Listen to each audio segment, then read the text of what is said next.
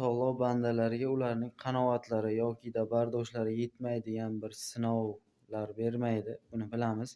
Har bir bandani qanoatiga qarab unga keladigan sinovlar belgilanadi endi Alloh tomonidan.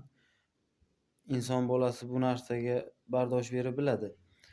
Lekin o'sha sinovda bo'lgan bir holatida uni atrofida do'sti bo'lsin, yaqini bo'lsin, yaqin deb hisoblaydigan kimsalar tomonidan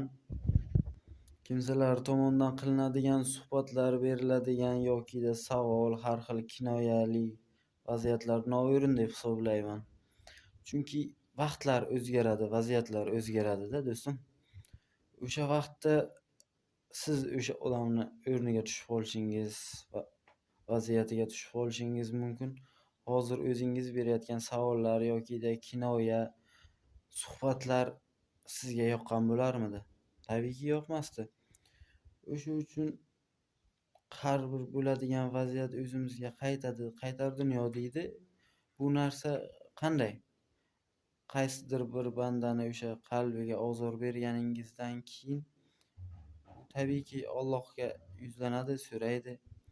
O'sha vaqtda Alloh taolo o'sha narsani sizga ham berib qo'yishi mumkin-da.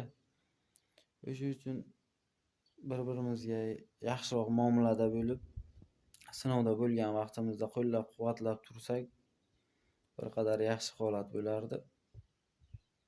Hammalaringizga rahmat.